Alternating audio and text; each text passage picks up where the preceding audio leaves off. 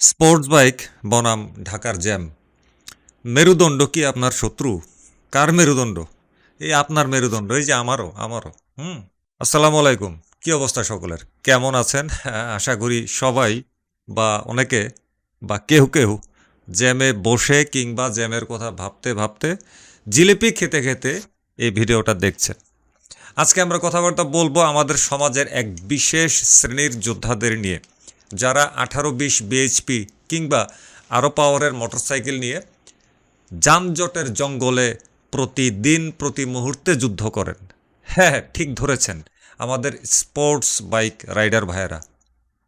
ভাবছেন, আরে টাকা তো আমার, তাহলে আপনি কথা বলেন কেন? কথা সত্য, টাকা আপনার বাইক, কিন্তু এই স্পোর্টস বাইক এইভাবে রাইডিংয়ের আড়ালে কি হচ্ছে সেইটা তো একটু বলতেই হয় নাকি? তো এই স্পোর্টস বাইক রাইডারদেরকে রাস্তায় দেখলে মনে হয় এখনই বুঝি তারা মোটোজিপি ট্র্যাকে নামবে, কিন্তু বাস্তবতা হলো তারা কারওয়ান বাজারের মোড়ে একটা টেম্পুর পেছনে কুজো হয়ে দাঁড়িয়ে আছে। এই যে কোটি টাকার একটা ভাব আর 10 টাকার যাতায়াত, এর পেছনে আসলে বিজ্ঞানটা কি? আজ আমরা ফিজিক্স, মেডিকেল সায়েন্স এবং সাইকোলজি দিয়ে এই ফুটানির ব্যবচ্ছেদ করব। চলুন শুরু করি।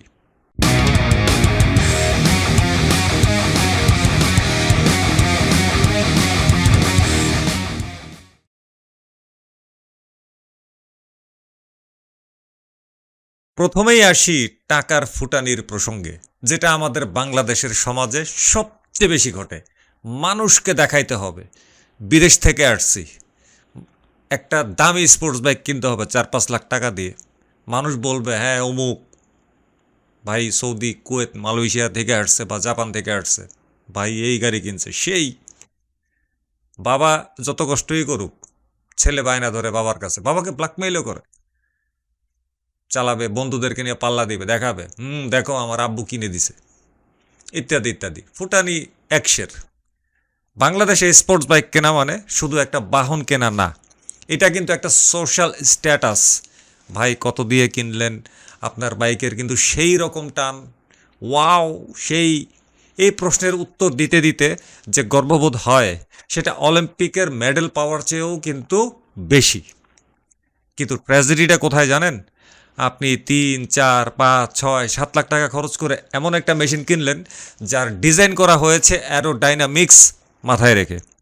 পদার্থবিজ্ঞানের ভাষায় বলতে গেলে, যখন আপনি ঘন্টায় 100-150 কিলোমিটার গতিতে ছোটেন, তখন বাতাসের বাধা বা এয়ার ড্র্যাগ আপনার শরীরের উপর দিয়ে একটা লিফট তৈরি করে, যা আপনার ভরকে হ্যান্ডেলবার থেকে সরিয়ে কিছুটা হালকা করে দেয়। কিন্তু ঢাকার জ্যামে আপনার গতি কত? 15, 20, 30 জ্যামের মধ্যে। তো এই গতিতে কি অ্যারোডাইনামিক্স কাজ করে? উত্তর হলো না। তখন কাজ করে কেবল গ্র্যাভিটি বা অভিকর্ষ বল।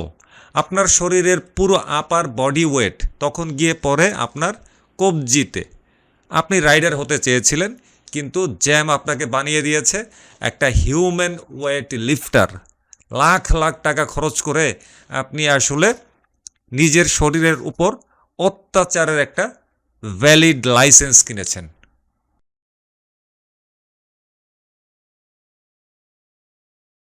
এবার আসি বডি পজিশনে। স্পোর্টস বাইক মানেই আপনাকে এমনভাবে শুয়ে থাকতে হবে যেন আপনি বাইকের সাথে রোমান্স করছেন। আহা, এই পজিশনটাকে বলে অ্যাগ্রেসিভ রাইডিং পোশ্চার। কিন্তু ভাই, এই অ্যাগ্রেশনটা আসলে কার উপর? জ্যামে যখন আপনি কুঁজো হয়ে থাকেন, তখন আপনার মেরুদণ্ডের ঘাড়, কোমর এরিয়াতে অস্বাভাবিক রকমের চাপ পড়ে। চিকিৎসা বিজ্ঞানের ভাষায় আমাদের মেরুদণ্ডের হাড়গুলোর মাঝে ইন্টারভার্টিব্রাল ডিস্ক আছে, যা শক অ্যাবজর্ভার হিসেবে কাজ করে। যখন আপনি কুঁজো হয়ে হাতল ধরে ঝুলে থাকেন, তখন এই ডিস্কগুলোর উপর অসম চাপ পড়ে। ফলস্বরূপ স্লিপড ডিস্ক বা হার্নিয়েটেড ডিস্ক। সহজ বাংলায় বলি, আপনি এখন ফুটানি মারছেন ঠিকই, টাকার গরম দেখাচ্ছেন ঠিকই, স্ট্যাটাস ধরে রাখতে কুঁজো হচ্ছেন ঠিকই, কিন্তু 10 বছর পর যখন সোজা হয়ে দাঁড়াতে পারবেন না, তখন ফিজিওথেরাপিস্টের বিল দিতে দিতে আপনার সেই রকম কয়েকটা বাইকের দাম কিন্তু উঠে আসবে। সুতরাং ভবিষ্যতের জন্য ফান্ড রেডি করে ফেলেন। ঢাকার জ্যামে এই পোশ্চার মানে হলো নিজের মেরুদণ্ডকে একটা ধনুকের মতন বাঁকিয়ে রাখা, কিন্তু পার্থক্য হলো এই ধনুক দিয়ে লক্ষ্য ভেদ করা যায় না, শুধু নিজের হাড্ডি গুড্ডি কিন্তু ভাঙা যায়।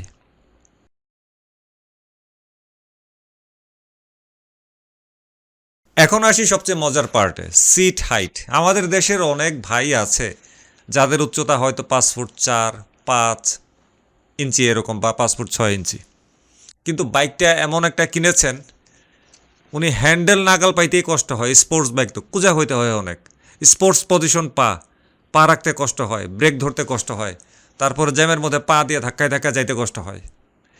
বাইকে ওঠার পরে তাদের অবস্থা দেখলে মনে হয় তারা কোনো উঁচু দেয়ালে উঠে নিচের দিকে তাকাচ্ছে। জ্যামে যখন বাইক থামে তখন কিন্তু আপনাকে এক পা টিপে টিপে ব্যালেন্স করতে হয়। এটাকে বলে ওয়ান লেগড স্ট্যান্স।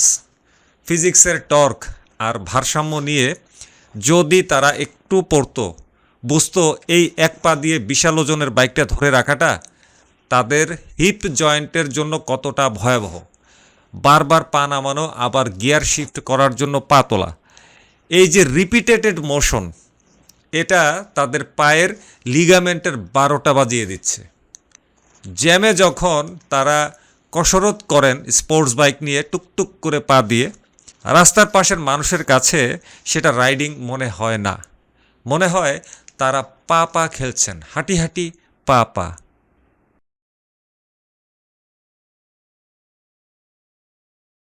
ঢাকার জ্যামে বাইক চালানো মানে হলো প্রতি সেকেন্ডে ক্লাচ ধরা আর ব্রেক কষা।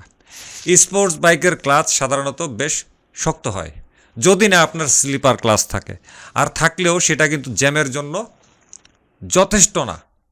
বারবার এই মুভমেন্টের ফলে আপনার হাতে কার্পাল টানেল সিনড্রোম তৈরি হতে পারে, হাতের নার্ভগুলো চিপা খেয়ে অবশ হয়ে যায়। অনেক সময় দেখবেন দীর্ঘক্ষণ চালানোর পর হাতের আঙ্গুল ঝিঝি করছে। এটা কোনো সুপার পাওয়ার না ভাই, এটা আপনার নার্ভের কান্নার শব্দ। আর বারবার ব্রেক কষলে শরীরের ভর সামনের দিকে কিন্তু ধাক্কা দেয়। প্রতিবার যখন আপনি জ্যামে হুট করে ব্রেক কষেন, আপনার কবজি আর কাঁধ সেই মোমেন্টামটা অ্যাবজর্ব করে। ফিজিক্সের সূত্র অনুযায়ী এই বল আপনার হাড়ের জয়েন্টে ক্ষুদ্র ক্ষুদ্র আঘাত বা মাইক্রো ট্রমা তৈরি করছে।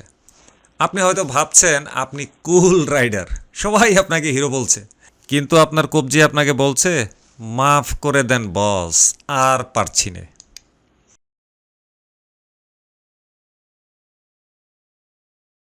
এবার একটু সাইকোলজিতে ঢুকি। মানুষ স্পোর্টস বাইক কেনে কেন? স্পিড আর থ্রিলের জন্য। যখন আপনার ব্রেন জানে আপনার নিচে বিশাল শক্তিশালী একটা ঘোড়ার ক্ষমতা আছে, তখন আপনার শরীরে ডোপামিন আর অ্যাড্রেনালিন হরমোন ক্ষরণ হয়। কিন্তু যখন সেই শক্তিশালী ঘোড়াটাকে আপনি একটা রিকশার পেছনে আটকে রাখেন, তখন এই হরমোনগুলো উল্টো রিয়াকশন করে। এটা তৈরি করে প্রচণ্ড ফ্রাস্ট্রেশন বা হতাশা, যার ফলে তৈরি হয় রোড রেজ। খেয়াল করে দেখবেন জ্যামে আটকে থাকা স্পোর্টস বাইকাররা অন্য রাইডারদের তুলনায় বেশি খিটখিটে মেজাজের হয়, কারণ তাদের সাবকনশাস মাইন্ড এই বন্দি দশা মেনে নিতে পারছে না। এই যে মানসিক চাপ, এটা আপনার হার্ট রেট বাড়িয়ে দেয়, দীর্ঘমেয়াদে উচ্চ রক্তচাপের ঝুঁকি বাড়ায়। তো লাখ লাখ টাকা দিয়ে কি আমরা প্রেশারের রোগী হতে চাই? অবশ্যই কমেন্ট করে জানাবেন। ফুটানি মারাতে গিয়ে কিংবা বিরাট বড় শখ মারাতে গিয়ে যদি মেজাজটাই হারিয়ে ফেলেন, তবে সেই ফুটানি আর শখের আসলে কী দাম?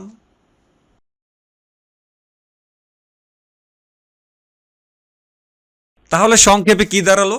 প্রথমত, স্বল্প মেয়াদি ক্ষতি, কবজি ব্যথা, ঘাড় শক্ত হয়ে যাওয়া আর জ্যামে আটকে থেকে ডিহাইড্রেশন। 2, দীর্ঘমেয়াদী ক্ষতি, chronic back pain, spondylitis, nerve damage এবং হিপ জয়েন্টের মতন আরও অনেক অনেক সমস্যা। তো ভাই সাহেব, স্পোর্টস বাইক হাইওয়ের জন্য ঠিক আছে, ট্রেকিংয়ের জন্য ঠিক আছে, কিন্তু ঢাকা বা বিভাগীয় শহরের গলি ঘুজি আর জ্যামের জন্য এটা একটা স্লো পয়জন। আপনি বাইক কিনুন আপনার প্রয়োজন আর শারীরিক গঠন বুঝে, শুধু টাকার ফুটানি দেখানোর জন্য কিংবা শখ শখ আমার শখ দেখানোর জন্য নিজের শরীরকে ল্যাবরেটরির গিনিপিগ বানাবেন না। মনে রাখবেন, বাইক পাল্টানো যায় কিন্তু শোরুমে গিয়ে নতুন মেরুদণ্ড বা কবজি কেনা যায় না। মেরুদণ্ড এমন একটা জিনিস, এটার মধ্যে যদি একবার কলেরা ধরে সেটাকে রিপেয়ার করে জায়গায় নিতে পারবেন না। কবজিকেও সেই জায়গায় নিতে পারবেন না।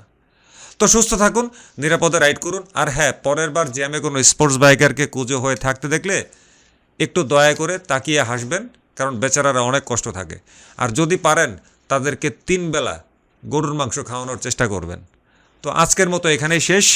ভিডিওটা শেয়ার দিন সেই বন্ধুর সাথে যে জ্যামে বসেও স্পোর্টস বাইক নিয়ে ডোজ খেতে ভালোবাসে। Piece out. আল্লাহ হাফেজ। আসসালামু আলাইকুম।